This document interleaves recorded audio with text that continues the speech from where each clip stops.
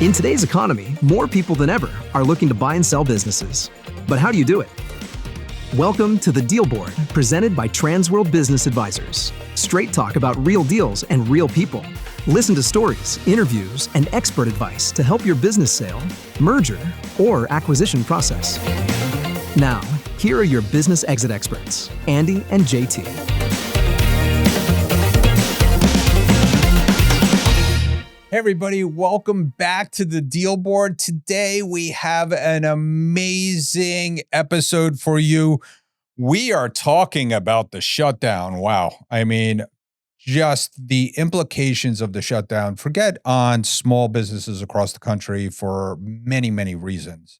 We wanted to focus today on the SBA loan program that is currently closed for business. So unless you had a number pulled, you are not getting an SBA loan. And number pulled means that the banks go to the portal and they get a loan number and it's insured then. So they shut that down. Last time you were able to actually put in your loans and then they would be processed later, but they have completely shut down the portal. So today we have, and I have a list here because we got joined by several of our franchisee leaders across the country. We have Diane Warsoff from Utah, also part of our ad fund. We have Sam Curcio, owner in Manhattan in New York City. We have Scott Hislop up in North Star, Transworld, and which is up in Minnesota. So we got the northern part of the section of the country covered. We have Johnathan Choe, who has offices in Ohio and on the West Coast in LA and in Oregon. And of course, we are also joined by Aaron Fox out of the great state of Massachusetts in the Boston area. So we sit down, we talk about the implications. We have specific stories about what we believe is happening out there and how hopefully it'll get fixed soon. But we're talking $170 million in loans every single day.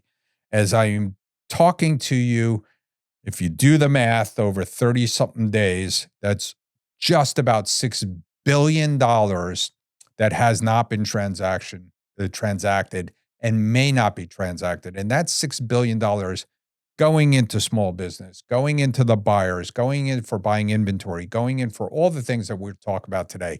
So we have that. And of course, we have a listing of the week and a deal of the week. So thanks everybody for joining in. Let's get to it.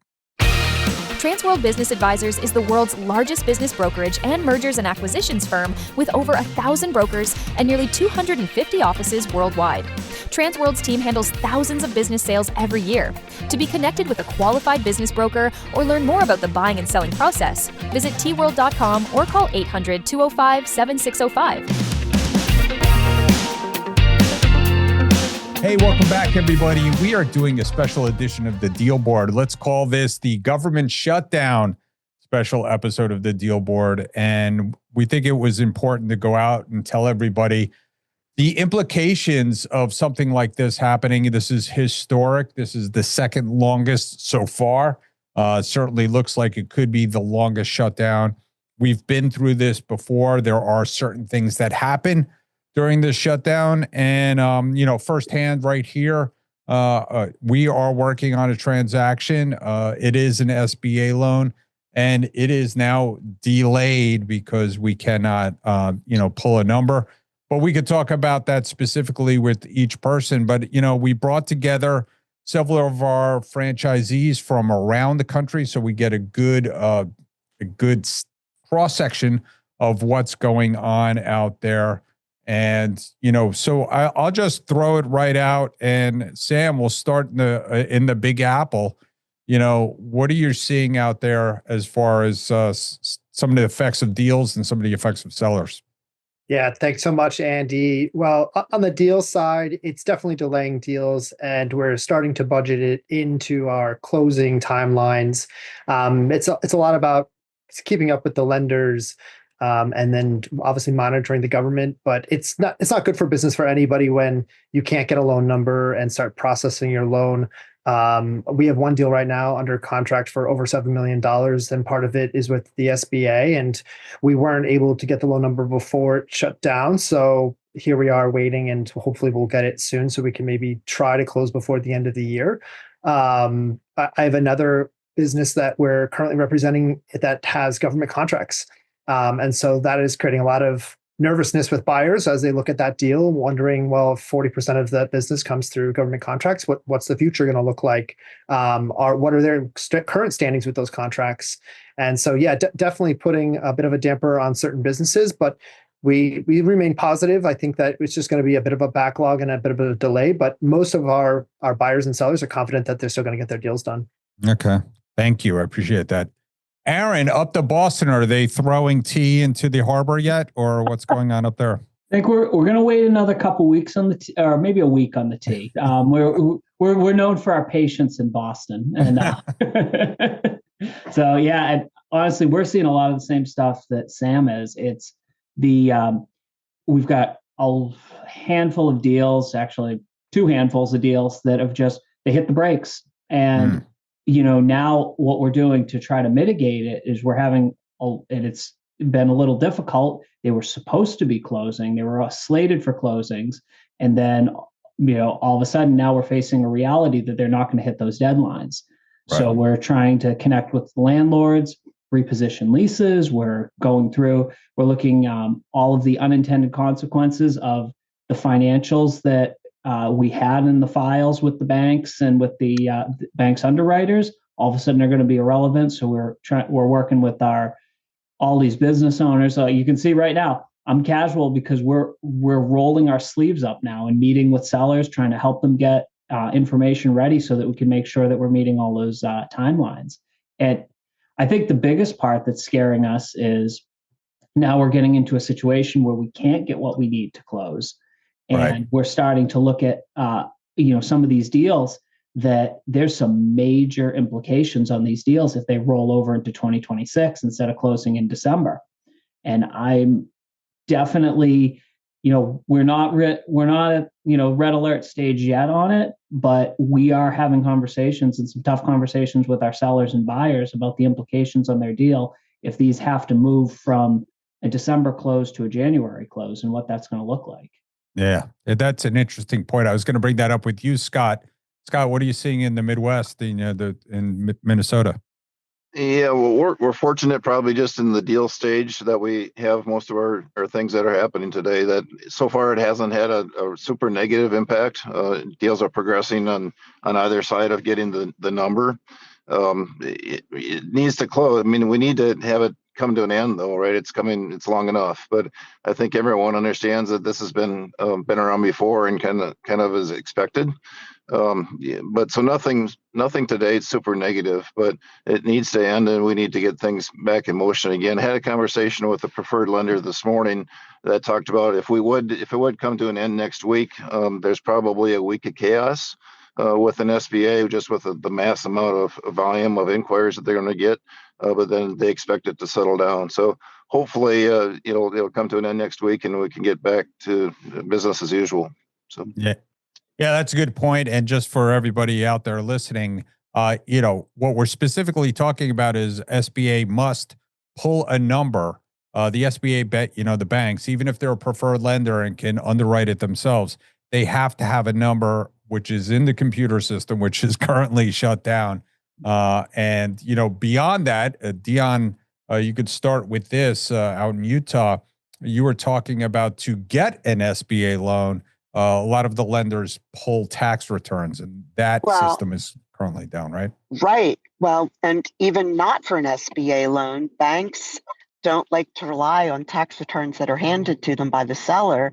They pull them directly from the IRS. And right now, we have a deal where the bank is ready to fund. We actually have an SBA number on this deal, but they can't pull the updated tax returns because the IRS is not releasing them. So here's an unintended consequence where the bank has the number. And I also wanted to clarify quickly that, the SBA loans, it's not even government money. That's not the issue. It's just that the SBA needs to provide a number for the insurance on the loan. And that's what's frustrating, because the banks are like, we have the money to lend. We just can't give it to you until we get this one piece of data. But not being able to have independently copies of the tax returns is also having an impact. And I think we're going to start seeing more impact, just businesses that are using resources like small business development centers that are funded through the SBA. I mean, these are all programs that help our core clientele succeed, and they're not able to access those resources. Yeah, agreed. So, Johnathan, I would imagine the same on the West Coast. You're seeing some of these delays. What are you working through some of your deals? Yeah. So, what can I say that hasn't already been said? But we're experiencing some of the same things. Maybe I could give a little bit more optimistic Sure. approach. So I think it's we've for the timing of most of the deals that we've got going on towards the end of the year, they either want to do it by the end of the year or at the beginning of the new year. So for us, we're working through our deals as normal. Where we might have a November closing. We're talking to our clients to let them know that if it could be a little bit delayed, but otherwise it's business as usual. And if we need to push a week or two back, then that's fine for most of our deals. And as long as the shutdown doesn't last too long, I think we're going to be okay. Yeah, I agree. I think there's definitely a point where it lasts too long. I think somebody brought that up. We're getting to that point where it's too long, where, government workers don't get paychecks. Let's even as simply as people start not showing up for work at the TSA, or, there's further delays in travel that starts to break down on things like whatever it is, corporate meetings, corporate travel. Those kind of things start breaking down. We're talking about the insurance market kind of slowing down. I've heard that some of the guys getting flood insurance, trying to get flood insurance for some of these deals, has been also slowed down, or, they can't pull a national flood insurance policy for a deal.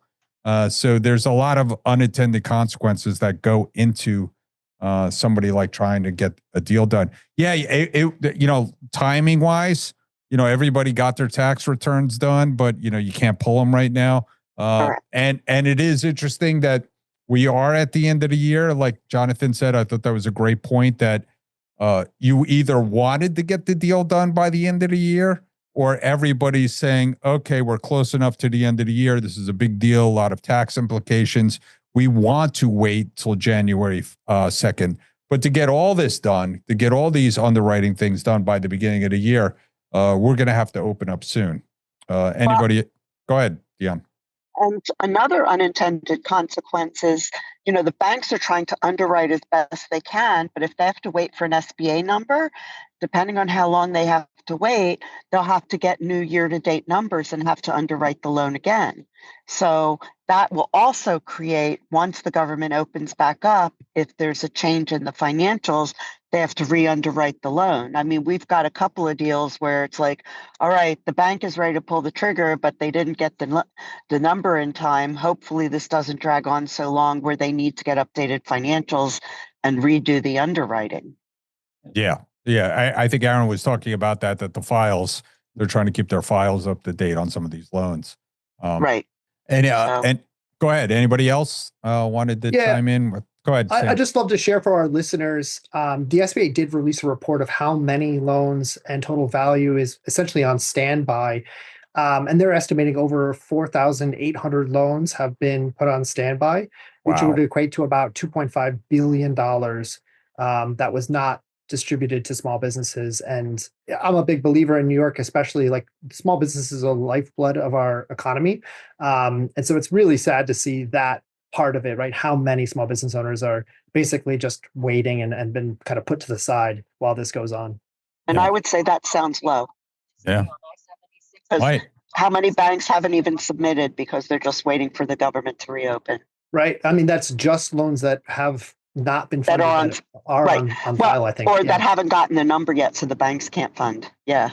Yeah. It's That's incredible. important. And that's important to note too, because only the PLP or the preferred lenders can even submit right now. So they don't know anything from the other 50% of banks. Right. Right. That need the actual approval. Yeah. Absolutely. Yeah, I mean, so some of the solutions that we want to suggest to everybody out there. Number one, if you are in the middle of a deal, we had a deal going on right here, and the seller told the attorney to back off and not finish the paperwork yet because they did not want to continue paying for the attorneys through this process, and so said wait until the government opens up. That is exactly what you don't want to do. You want to finish all your paperwork. You want to get everything done because I figured who made the point that it was going to be chaos for a week or so. Yeah, because there's still going to be a backlog because it's not like the SBA is going to release 4,500 numbers all at once. Right. Right. Even though it's computerized, it may take may take some time. So the other thing is, I know we were talking before we started this, and we were talking about this issue being partisan, not partisan. This is bipartisan. As we said, this is affecting everybody out there. It's affecting, billions of dollars worth of loans to go out to small business owners. It's time to reach out to your Congress people and start telling them to do something. And it doesn't matter which party they're in. Everybody needs to show up to work to get this done. Right. And they need to negotiate. Yeah. Yes. Anybody else want to, chime in before we wrap this up? Just one positive thing, Andy. I think we've seen a definite uptick on buyer inquiries. So I'm guessing that's government workers that are looking for a different career. But there's one positive thing that might be it. So. Yeah. Well, I think what happens is when people start not getting paychecks, they say, well, how do I take control of my own destiny? And perhaps that's buying a business. And so we're here at Transworld to help you. And we did have we had a PLP lender in today, Huntington Bank, into our offices. We spoke with them directly about what they're doing. They did pull a whole bunch of numbers, but again, they can't write some of these loans because even though they have the numbers, they can't finish up some of the files for all the reasons we just talked about. So everybody needs to work to continue doing deals and getting ready. This shouldn't last too much longer. We don't think it will, but we believe that it's going to take all of us. Everybody out there, contact your Congress people. Easy to do. All you have to do is go to their websites, and if you are a constituent, put in your zip code and address, home address, and you can make and it makes a big difference. I will tell you, having been involved in the several pieces of legislation over the last several years, some of them for nonprofits and some of them for our own business brokerage industry. They do listen and they do get those emails, and they absolutely will feel the pressure. And I think the more messages that they get, they pay more attention. So there is the power of numbers here. There is. They probably get a count every single morning from their assistants that are out there. So everybody, thank you again for joining us from around the country, around the Transworld network. It's a very powerful network. We are plugged in, and thank you everybody for joining us today for this special report live from the deal board. So thank you, everybody. Thank you. Thanks, Andy. Take care. Hey, Andy, do you know what time it is? What time? It's time for Deal of the Week. Ring the bell. Hello, I'm Baker with Transworld here in Orlando, Florida. I am here with Chris, who just closed a deal last week on a business. And Chris, would you mind tell us a few words about the business? Yeah, so we got a chance to sell a commercial cleaning company. This one was a little difficult from our standpoint because of the fact that last year they lost one of their clients, which is almost 90% of their business. So we were able to find a buyer, and we were able to piece enough together with the remaining part and what the sellers had done over the last year to kind of gain more business. We were able to do an E2 visa deal. We have a buyer coming. They're moving here from outside the U.S. and moving into the Orlando area, bringing their family. We did the deal with another BBF broker in town, so this was co-broke, and They did this for cash. Sellers are going to go off to Philadelphia to hang out with their grandkids and spend time with their family. Congratulations to you and to the buyer and the seller. Yeah, it's cool. Great job, man. Thank you. Hey, JT, do you know what time it is? Money time? Almost. It's time for Listing of the Week. Hey, welcome back, everybody. It is Listing of the Week, and I am with Addison Goldin from Transworld Business Advisors of Fort Lauderdale.